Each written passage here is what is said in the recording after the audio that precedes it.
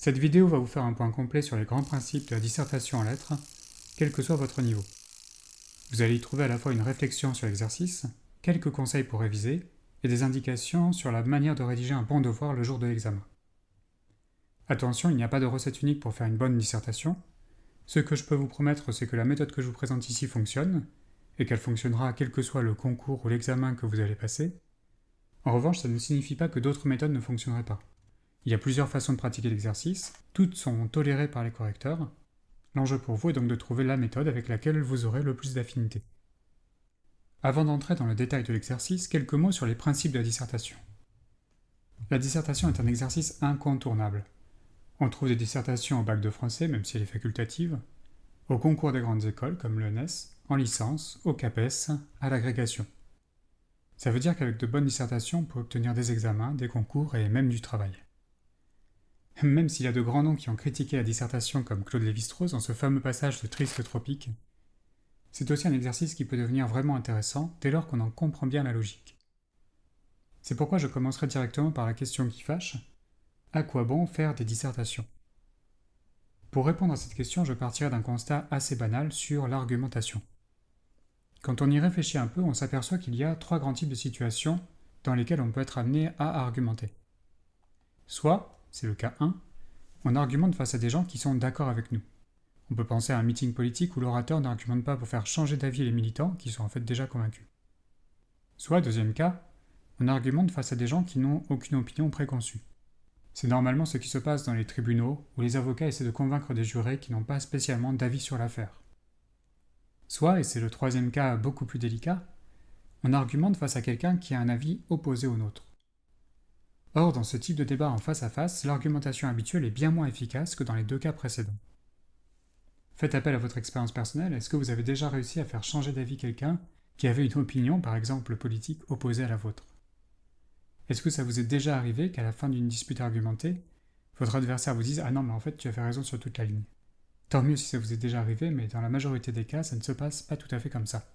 Ce qui arrive généralement, c'est que les 2 adversaires se braquent et que chacun campe sur ses positions.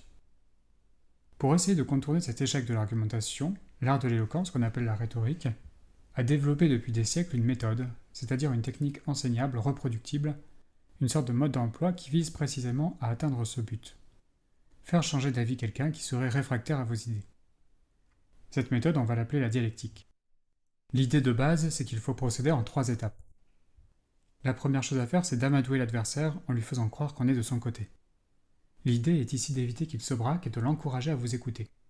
Il faut trouver un terrain d'entente, lui dire « oui, je comprends tout à fait ton point de vue », voire ajouter « moi aussi ça m'est déjà arrivé de penser comme ça », en donnant quelques exemples personnels.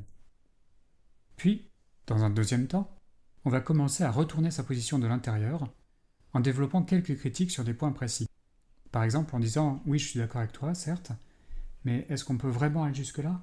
Est-ce qu'il n'y a pas un problème que tu n'as pas vu, etc. etc. » Enfin, dans un troisième temps, on va essayer de modifier la position de l'adversaire. Attention, le but n'est pas de le faire tomber complètement d'accord avec vous, parce que ça, c'est un but probablement irréaliste. Les gens ne changent pas d'avis comme ça juste à cause d'une conversation de quelques minutes. Non, le but, c'est seulement de commencer à infléchir sa position initiale pour la rapprocher de vos propres thèses. C'est une sorte de compromis où on va se dire, étant donné ses croyances de départ, si j'arrive à l'amener jusque-là, ce sera déjà pas mal. Une bonne façon de résumer cette phase de l'argumentation, ça serait de commencer par dire à votre adversaire « si j'étais toi, je dirais plutôt cela ». Tout ça, c'est la dialectique. C'est une méthode d'argumentation assez efficace dans la vie de tous les jours. Maintenant, la dissertation, c'est un exercice qui permet d'acquérir cette méthode. Attention, j'insiste, c'est un exercice. Ce n'est pas la vraie vie. On peut faire une comparaison avec le sport. Si vous faites du tennis ou du foot en club, vous allez faire des paniers de balles ou des tirs au but. Ces exercices, ils n'ont pas de sens en soi parce que ça ne se passe jamais comme ça en match, mais ils ont bel et bien un intérêt puisqu'ils permettent d'acquérir des automatismes musculaires. L'exercice de la dissertation, c'est justement ça. Ça sert à acquérir des automatismes intellectuels. Dans cet exercice, on va partir d'une situation artificielle, parce que cette situation artificielle va vous aider à acquérir des techniques que vous pourrez ensuite réutiliser dans la vraie vie, comme lorsque vous rédigerez des mails, que vous ferez des lettres de motivation, que vous devrez régler des conflits. Cette situation artificielle vient du fait qu'on va remplacer l'adversaire contre lequel on argumente habituellement par une citation, qui va être votre mannequin d'entraînement en quelque sorte. Je vous donne un exemple ici d'une citation possible, même si les vrais sujets sont souvent beaucoup plus longs. Et vous allez donc être amené à tester la méthode de la dialectique sur ce mannequin artificiel. On comprend alors pourquoi on demande à ce que les dissertations soient toujours rédigées en 3 parties. L'idée, c'est que ces 3 parties correspondent aux 3 étapes nécessaires de la dialectique. En fait, le plan d'une dissertation, de la prépa à l'agrégation, c'est toujours le même. Dans la première partie, vous dites « Voici avec quoi je suis d'accord dans la citation ». Vous lisez la citation et vous essayez de trouver un terrain d'entente, quelque chose à sauver dans les idées qui sont exposées. Et donc, dans cette première partie, vous allez défendre ces quelques idées valables en montrant leur bien fondé, en les illustrant par des exemples personnels, en montrant que vous avez bien compris leur logique. Cette première partie, vous m'avez compris, elle sert à amadouer votre adversaire potentiel. Et donc maintenant, dans la seconde partie, vous allez commencer à infléchir sa position de l'intérieur. C'est-à-dire qu'à présent, vous allez commencer à critiquer les points qui vous semblent contestables dans sa thèse. J'insiste, ce ne sont évidemment pas les mêmes points que dans la première partie. Ça serait complètement stupide puisque ça reviendrait à se contredire d'une partie à l'autre. C'est pour ça que personnellement, je trouve la formule thèse, antithèse, synthèse, par laquelle on résume parfois le plan en 3 parties, assez stupide. Thèse, antithèse, c'est comme si on disait tout et son contraire. Mais ce n'est pas du tout ça qu'il faut faire. On ne se contredit pas, on dit juste, dans la première partie, voici ce avec quoi je suis d'accord, et dans la deuxième partie, voici ce avec quoi je ne suis pas d'accord. Et ça, c'est parfaitement cohérent. Bon, on arrive enfin à la troisième partie qui est la plus difficile. L'idée, c'est de proposer une reformulation de la thèse exposée dans la citation en tenant compte des critiques qu'on a émises dans la deuxième partie. Donc, si je résume, dans la première partie, on dit « je pense que tu as raison sur ces points-là ». Dans la deuxième partie, on dit « mais je pense que tu as tort sur ces points-ci ». Et dans la troisième partie, on conclut « donc si j'étais toi, je dirais plutôt ça ».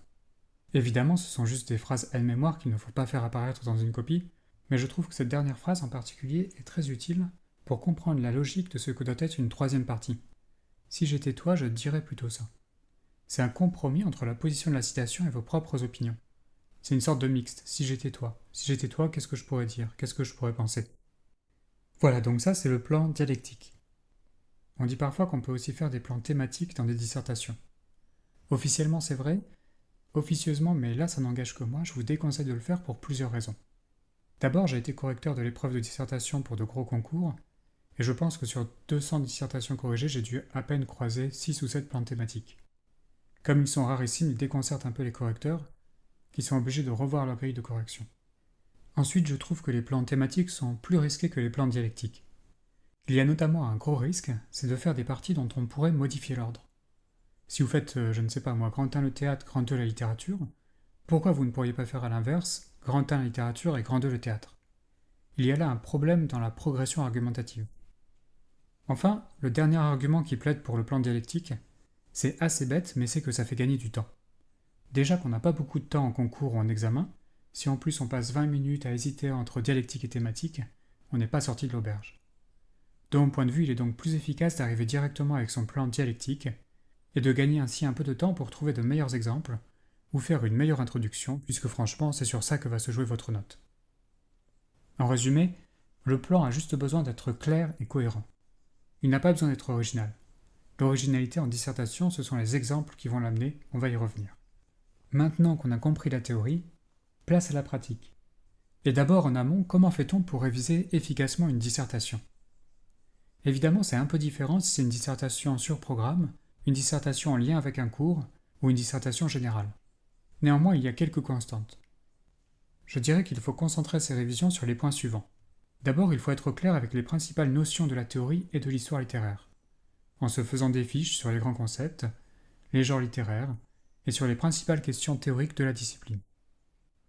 Vous pouvez vous aider pour cela du très bon dictionnaire du littéraire, et plus généralement de tous les bons manuels ou dictionnaires, à moduler selon votre niveau.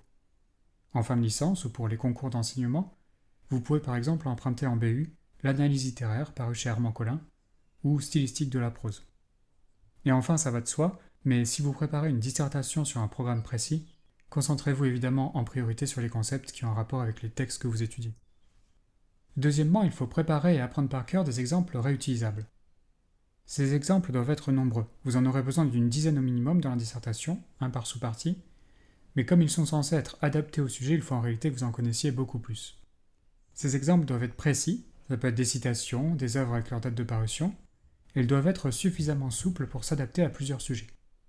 J'y reviendrai plus loin en vous montrant à quoi ressemble un exemple préparé à l'avance. Enfin, il faut que vous vous entraîniez à l'exercice de la dissertation, par exemple en rendant à vos enseignants des plans détaillés ou des introductions rédigées. Faire une dissertation, ça ne peut pas s'improviser. Le jour de l'examen ou du concours arrive, et vous vous retrouvez face à votre sujet. Comment est-ce qu'on s'organise pour aboutir à une bonne dissertation en 4 ou 6 heures, qui sont les durées normales d'une épreuve? Là, il n'y a pas de méthode standard, il faut vraiment que vous testiez plusieurs stratégies, et que vous gardiez celle qui vous correspond le mieux. Je vous suggère toutefois ici une façon de s'y prendre, mais c'est à vous de voir si elle vous convient.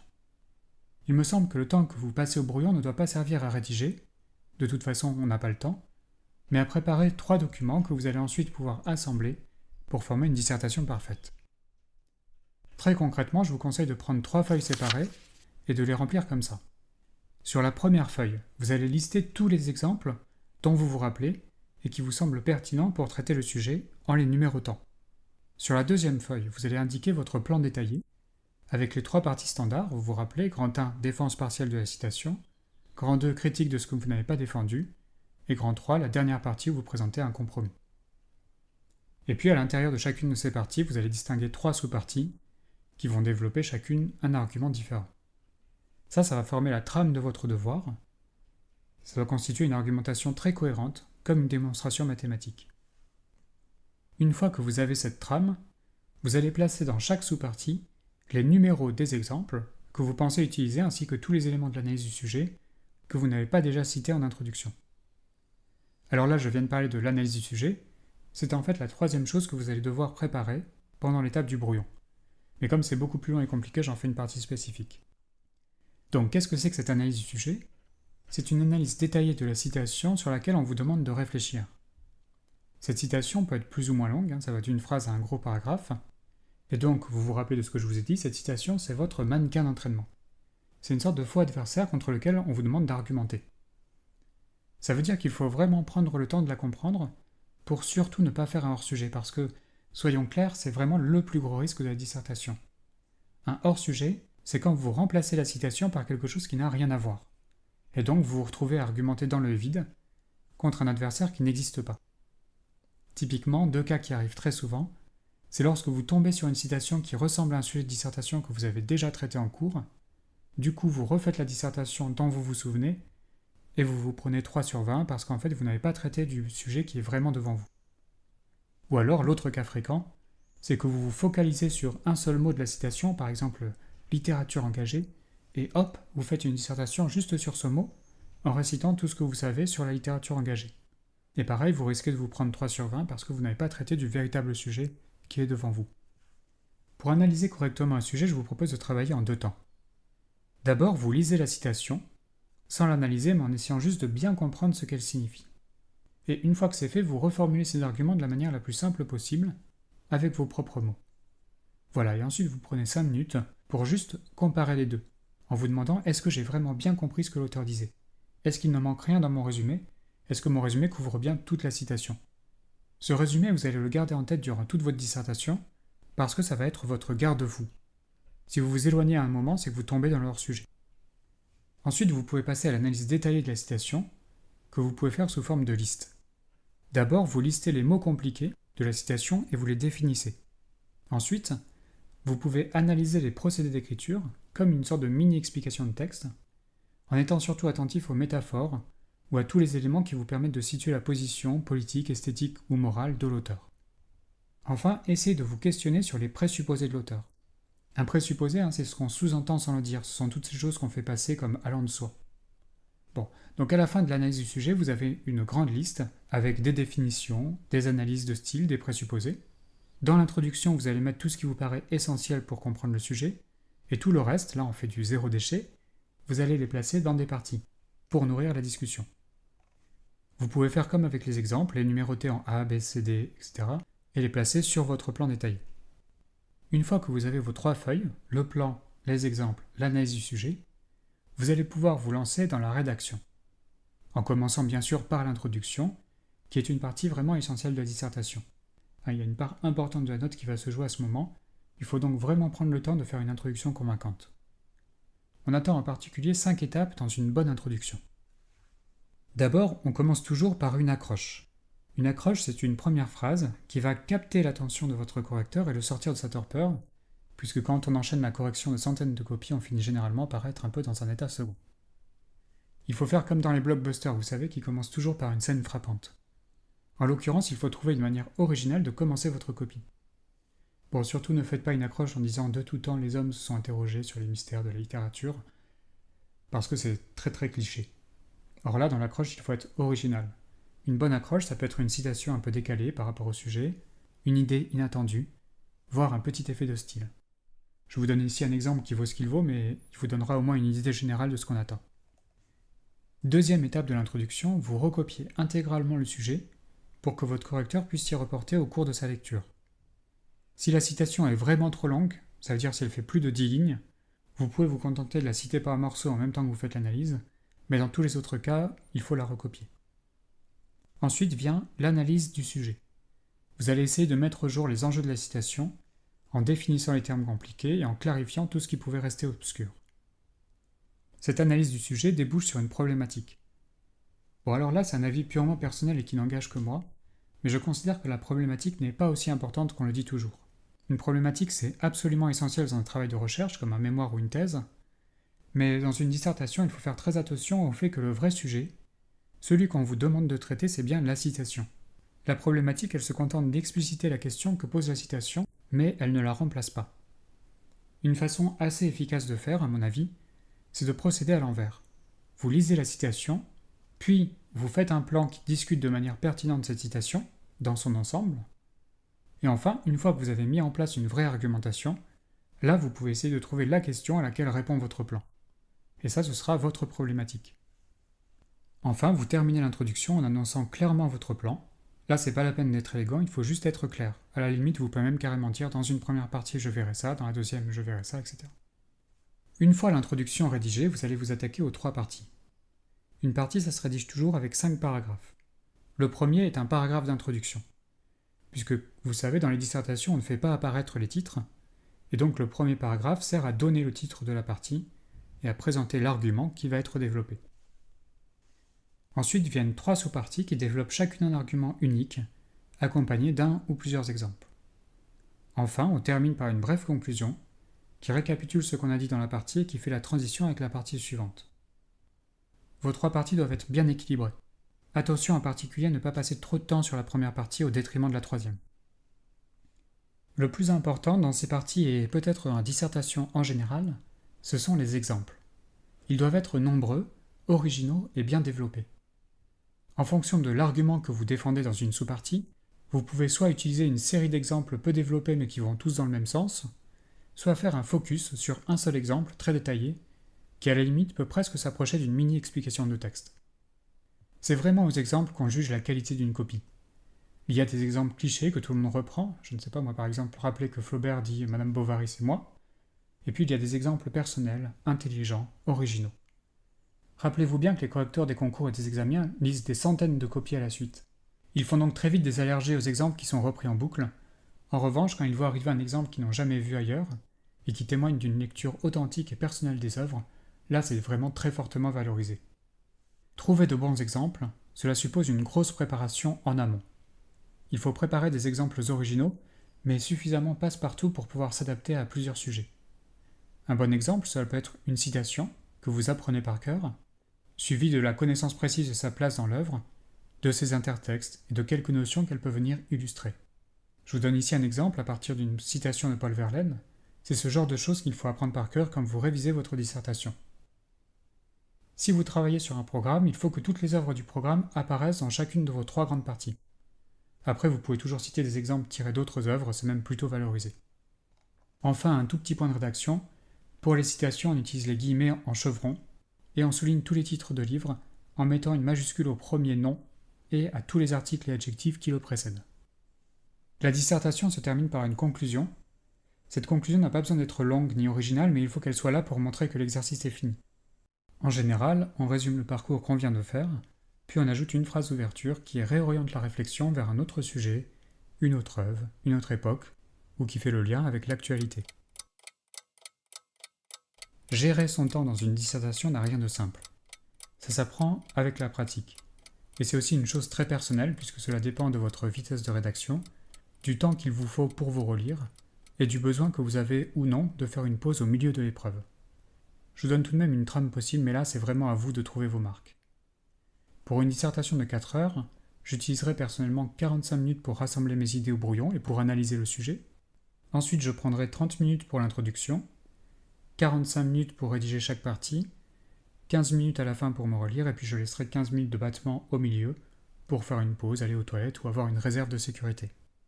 Pour une dissertation de 6 heures, je prendrai personnellement 1h15 de préparation au brouillon, 30 minutes pour rédiger l'introduction, 1h15 par partie, 15 minutes pour la conclusion et 15 minutes de pause. Voilà, mais ça c'est purement indicatif. En revanche, quelle que soit votre organisation, prenez bien le temps de vous relire à la fin. Comment votre copie va-t-elle être notée ? Mon expérience de membre de jury au bac, au concours des grandes écoles ou en licence, c'est que la notation se fait en fonction de 2 critères principaux. Un premier ensemble de critères détermine si on met ou non la moyenne. Là, on va regarder principalement le plan, l'analyse du sujet, l'orthographe, la connaissance du programme, et on va décider si la copie sera au-dessus ou en dessous de 10. Ensuite, c'est surtout la qualité des exemples qui permet de positionner la copie entre 10 et 20. On valorise fortement des exemples originaux, nombreux, et qui prouvent une lecture authentique des œuvres et une réflexion personnelle. Enfin, pour terminer ce tuto, je voudrais souligner qu'il est important d'apprendre de ses erreurs pour progresser en dissertation. Lorsqu'on vous rend une copie, faites l'effort de comprendre ce qui vous a manqué, et profitez aussi des corrections pour repérer vos fautes d'orthographe récurrentes. En fait, nous avons tous des fautes systématiques qui sont assez faciles à corriger une fois qu'on les a repérées. Voilà, je m'arrête là pour ce panorama méthodologique, en espérant que vous y voyez plus clair, et en vous encourageant une dernière fois à vous entraîner à cet exercice formaté certes, mais aussi formateur.